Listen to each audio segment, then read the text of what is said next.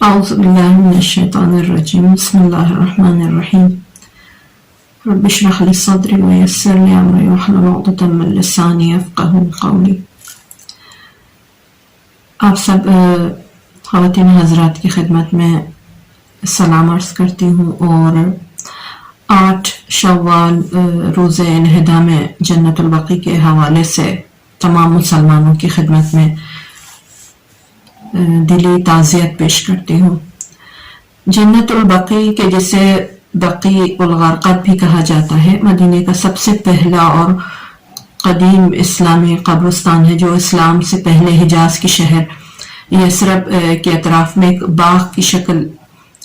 کی زمین کی صورت میں موجود تھا، اور اس زمین میں مسلمانوں کا رواج کو دفنانے کا رواج 1 صدی ہجری سے شروع ہوا، اور اسلام کی اہم اور بزرگ ہستیاں یہاں مدفون ہیں، اور شیعہ ائمہ میں سے 4 ائمہ معصومین اور رسول خدا صلی اللہ علیہ وسلم کے قریبی رشتہ دار یہاں دفن ہونے والوں میں شمار ہوتے ہیں۔ مختلف حکمرانوں کے دور میں بقیع جو ہے وہ توجہ کا حامل رہا ہے، اور اس میں مختلف گنبد اور مقبرے وغیرہ بنائے گئے، لیکن حجاز پر وہابیوں کے قبضے کے بعد وہ سارے مسمار کر دیے گئے۔ اب اس وقت بقیع میں مسجد نبوی کے نزدیک زمین کے ساتھ اسے برابر کر دیا گیا ہے، اور بعض پتھروں پر صرف کچھ چیزیں جو ہیں وہ کندہ ہوئی نظر آتی ہیں۔ اور بقیع کا لفظ جو ہے وہ اسی وسیع زمین کے معنی میں استعمال ہوتا ہے جس میں گھاس کے مختلف پودے وغیرہ اگے ہوں، اور اس کو مختلف ناموں سے جیسے بقیع الغرقد کے نام سے، یعنی ایسی زمین جو کہ غرقد کے درختوں اور پودوں کی وجہ سے، جو دوسری جڑی بوٹیوں کی وجہ سے ڈھکی ہوئی ہو، اس لیے اس کو کہا جاتا ہے۔ اور لیکن اسلام آنے کے بعد یہ باغ مدینے میں مردوں کو دفنانے کے لیے استعمال ہوتا تھا۔ اس کے قبرستان کی فضیلت کے بارے میں بیان کیا جاتا ہے، خاص طور پہ شیعہ اور اہل سنت دونوں کے یہاں روایات نقل ہوئی ہیں، یہاں تک کہ بعض کتابوں میں تو اس کے لیے ایک مکمل باب بھی مختص کیا گیا ہے۔ اور ایک روایت کے مطابق بقیع میں مدفون افراد کے لیے مغفرت طلب کرنے پر رسول خدا کو ماموریت دی گئی، اور حضرت پر شب جمعہ جا کر بقیع میں وہاں کے مدفون افراد پہ جو ہے وہ آپ ان کے لیے دعا کرتے تھے۔ اور ایک روایت کے مطابق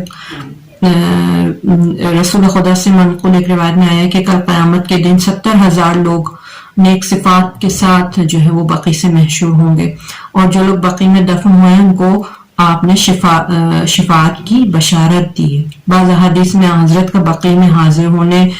اور کلمات اور بعض نمازیں جیسے نماز استسقاء اور نماز عید کا بقیع میں پڑھنے کی بھی ہمیں روایات ملی ہیں۔ ایک اور روایت کے مطابق آپ اپنی عمر کے آخری سال اصحاب کے گروہ کے ہمراہ بقیع جاتے گئے، اور مردوں سے خطاب کرتے ہوئے انہیں اپنی رحلت کی خبر بھی دی آپ نے۔ اور بقیع پر پیغمبر اکرم کے خاندان کی بھی خاص توجہ تھی، اور وہ لوگ وہاں زیارت کرنے کے لیے جایا کرتے تھے۔ صادق آل محمد امام صادق علیہ السلام ارشاد فرماتے ہیں کہ رسول اللہ جب جناب عقیل کے گھر کی جگہ پر کھڑے ہو کر بقیع میں مدفون مرحومین کے لیے دعا کیا کرتے تھے، جبکہ بہت سارے شیعہ سنی علماء نے بقیع کی زیارت کے بارے میں استحباب کا فتویٰ دیا، یعنی اسے مستحب قرار دیا ہے۔ اسلام سے پہلے ہمیں بقیع نامی کسی قبرستان کی کوئی روایت نہیں ملتی ہے، سند بھی نہیں ملتی۔ اس بارے میں سب سے قدیمی ادبی اثر عمر بن نعمان البیاضی کا جو ہے وہ ایک شعر ہے جو اس حوالے سے ہمیں ملتا ہے۔ ظہور اسلام اور خلفاء کے دور میں پیغمبر اکرم کی مدینہ ہجرت اور اس اسلامی حکومت کی بنیاد رکھنے کے بعد مسلمانوں کے لیے جب ایک قبرستان کی ضرورت پیش آئی تو اس وقت رسول خدا نے یہ زمین جو ہے وہ معین کی۔ جب حضرت نے مشرکوں کے قبرستان کو ختم کر کے مسجد نبوی بنائی، مہاجرین میں سے جو سب سے پہلے صحابی جو اس قبرستان میں دفن ہوئے وہ جناب عثمان ابن مظعون، اور انصار میں سے اسد ابن زرارہ خزرجی تھے۔ لیکن تاریخی روایات سے یہ بھی معلوم ہوتا ہے کہ اس باغ میں صرف مردے ہی دفن نہیں ہوتے تھے بلکہ بعض مہاجرین نے وہاں پر گھر بھی بنائے ہوئے تھے. بعد میں وہ جگہ بعض شخصیات یا خاندان کے افراد کو دفن کرنے کے لیے مختص ہوئی اور کہا جاتا ہے کہ اس زمین کو رسول خدا نے لوگوں کو گھر بنانے کے لیے تقسیم کیا تھا. اور اس دور کے مشہور گھروں میں سے ایک گھر جناب عقیل ابن ابی طالب کا گھر تھا. وہاں کچھ چھوٹے مکان بھی بنائے گئے تھے جہاں پر مردوں کو دفن کیا جاتا تھا. اسی طرح ہر قبیلے نے اپنے مردوں کو دفن کرنے کے لیے بقیع میں ایک مکان یا ایک جگہ بنائی ہوئی تھی. بیت الاحزان بھی بقیع میں بننے والے گھروں میں سے ایک گھر تھا جسے امیر المومنین علیہ السلام نے بنت رسول کو عزاداری کرنے کے لیے بنا کے دیا تھا رسول خدا کی وفات کے بعد. اور الروحہ بھی بقیع کے درمیان ایک مشہور مقبرے کا نام تھا اور ایک جگہ ایسی بھی تھی جہاں جنازوں کو دفن کرنے سے پہلے رکھا جاتا تھا جسے موضع الجنائز کہا جاتا تھا. شاید یہاں لوگ جمع ہونے کے لیے یا غسل میت یا کفن اور نماز میت پڑھنے کے لیے آتے تھے. اور مختلف ادوار میں جیسے جنت البقیع جو تھا وہ عباسی دور میں اسی طرح رہا اور جنت البقیع الخانیوں کے دور میں عثمانی دور حکومت میں جو تھا وہ خاص طور پہ جو تھا وہ یہ سب افراد جو تھے وہ ایک خاص احترام کے قائل تھے اس کے لیے. لیکن حالیہ برسوں میں شہر میں جب توسیع منصوبے شروع ہوئے تو بقیع مدینے کے مرکز میں قرار پایا ہے تو کیونکہ مسجد النبی کے قریب بھی ہے اور اس کی توسیع کی وجہ سے مسجد اور قبرستان کے درمیان صرف اب ایک سڑک ہی باقی رہ گئی ہے. تاریخی شواہد کی بنا پر ائمہ بقیع کے مزارات اور بیت الاحزان سمیت کئی دوسری جو قبور تھیں ان کے اوپر جو بنے ہوئے مزارات تھے وہ سن 1297 ہجری تک موجود تھے. اور قبرستان بقیع کی سب سے پہلی جو تخریب تھی جو انہدام تھا وہ وہابیوں کے فسادات کے بعد سن 1234 ہجری میں سلطنت عثمانیہ کے بادشاہ محمود دوم کے حکم سے دوبارہ تعمیر کیا گیا. یعنی اس سے پہلے وہابیوں نے اسے تخریب کیا اس کے بعد عثمانی بادشاہ کے حکم سے تعمیر کیا گیا. اور اس کے علاوہ کچھ لوگوں نے کچھ مورخین نے جن میں حسام السلطنہ نے اپنی کتاب میں لکھا ہے کہ 1297 ہجری تک امام حسن، امام سجاد، امام باقر اور امام صادق علیہ السلام کے مزارات پر محراب اور لکڑی کے بنے ہوئے سبز رنگ کی زری موجود تھی. اور جناب زہرا سلام اللہ علیہ سے منسوب جو بیت الاحزان ہے وہ ان قبور کے پیچھے واقع تھا. اور اس کے علاوہ ایک اور جگہ ہمیں ملتا ہے کہ بقیع کی مکمل تقریب سے 2 سال پہلے شیعوں کے جو 4 ائمہ ہیں ایک ہی بارگاہ کے اندر موجود تھے، یعنی ایک ہی مزار کے اندر موجود تھے لیکن ان کی قبریں جو تھیں وہ الگ الگ معلوم تھیں. اسی طرح رسول خدا کے صاحبزادے جناب ابراہیم اور عبداللہ ابن جعفر طیار کی قبور پر بھی بارگاہیں موجود تھیں، یعنی زریں موجود تھیں. اور قبرستان بقیع کے نزدیک ایک گلی میں رسول خدا کی پھوپھی جناب صفیہ بنت عبد المطلب، عاتقہ بنت عبد المطلب اور جناب ام البنین مادر حضرت ابو الفضل عباس اور بنی ہاشم کے کئی دیگر افراد سے منسوب جو قبور تھیں وہ بھی وہاں موجود تھیں. اولیاء الہی سے توسل اور قبور کی زیارت کو شرک قرار دیتے ہوئے قبور کو مسمار کرنا تاریخ اعتبار سے اگرچہ وہابی افکار میں پہلے بھی ہمیں ملتا ہے لیکن ابن تیمیہ اور اس کے بعد عبد الوہاب نجدی نے اس کو مزید پروان چڑھایا. اور سن 1220 ہجری میں 3 سال کے محاصرے اور شہر میں قحط کے جب آثار نمودار ہوئے تو اس کے بعد وہابیوں نے مدینے پر قبضہ کر لیا اور سعود بن عبدالعزیز نے مدینے پر قابض ہونے کے بعد مسجد نبوی کے خزانوں میں جتنے بھی موجود اموال تھا ان سب کو ضبط کیا اور شہر میں موجود تمام بارگاہوں جن میں سے قبرستان بقیع بھی شامل ہیں اس کو خراب کرنے یا نقصان پہنچانے کا عزم کیا. اس واقعے کے بعد سلطنت عثمانیہ نے مدینے کو وہابیوں سے دوبارہ واپس لینے کے لیے مدینے پہ چڑھائی کی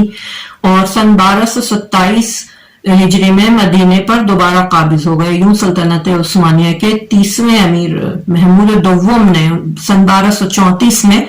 कब्रिस्तान बकी में मौजूदा बारगाहों को दोबारा तामीर करने का हुक्म दिया, लेकिन वहाबियों ने फिर से 1344 हिजरी में मदीने पर हमला किया और इस हमले में मस्जिद नबवी समेत दीगर मजहबी मुकामात को भी नुकसान पहुंचाया। उसके 7 माह बाद फिर शेख अब्दुल्ला बिन वलीद जो कि सन 1343 से 45 तक मक्के का काजी था, उसने मदीने के मुफ्तियों से कबूल बनाए गए बारगाहों से मुतालिक फिर सवाल करके फिर से तखरीब का फतवा जारी किया और यूं 8 शव्वाल 1344 हिजरी को जन्नतुल बकी में मौजूद तमाम बारगाहें मुकम्मल तौर पे मिस्मार कर दी गई। और इस गुस्ताखाना इक़दाम के बाद सऊदी के अरब के बादशाह मलिक अब्दुल अजीज ने 12 शव्वाल को खत्म अब्दुल्ला बिन वलीद के इस इन इक़दामात को सराहा और जन्नतुल बकी और दीगर मुक़द्दस मकामात की वीरानी ने आम लोगों में वहाबियों के खिलाफ एक नफरत और गम और गुस्से की लहर जो है वो पैदा की है। बहुत सारे इस्लामी और गैर इस्लामी ममालिक से मजहबी और गैर मजहबी अफराद ने वहाबियों के इस गलत इक़दाम की मजम्मत की और काफ़ी ममालिक के लोगों ने खुतूत और दीगर मरासलाती और दूसरे तरीक़ों से अपने गम और गुस्से का इजहार किया और मजम्मती पैगामात भी भेजे और वहाबियों की जानिब से सैयद अबुल हसन इस्फहानी और शेख अब्दुल करीम हायरी समेत हौज़ इल्म नजफ और कौम के दीगर बुजुर्गान ने भी अपने शदीद गम और गुस्से का इजहार किया। उस वक्त मोहम्मद हुसैन काशिफुल ग़िता ने वहाबी चीफ जस्टिस अब्दुल्ला बिन वलीद के नाम एक खत में तौहीद पर शियों के अकीदे का इजहार करते हुए उसे एक तरह से मुनाजरे की भी दावत दी और उसकी तरफ से जवाब न देने को उनकी इल्मी कमजोरी और शिकस्त करार दिया गया। और बहुत सारे शिया फुक़हा ने आइम्मा बकी की बारगाहों को दोबारा तामीर करने के हवाले से भी फतावा सादिर किए। इनमें से आयतुल्लाह फाजिल अनकरानी, आयतुल्लाह मकारिम शिराजी, आयतुल्लाह साफी गुलपायगानी ने आइम्मा बकी के कबूर की तामीर के लिए कोशिशें करने को वाजिब या वाजिब किफ़ाया करार दिया और आयतुल्लाह उज़्मा सैयद अली हुसैनी सिस्तानी ने इस अमल को जायज करार दिया है। हम ये देखते हैं कि इतने अरसे में के मुसलमानों के जज्बात को जिस तरह से मजरूह किया है एक वहाबी और नजदी हुकूमत ने, और उसके बाद से मुसलमान उलमा की और मुसलमान और शिया अफराद ने खास तौर पे जिस तरह से एहतजाज का सिलसिला जारी किया है,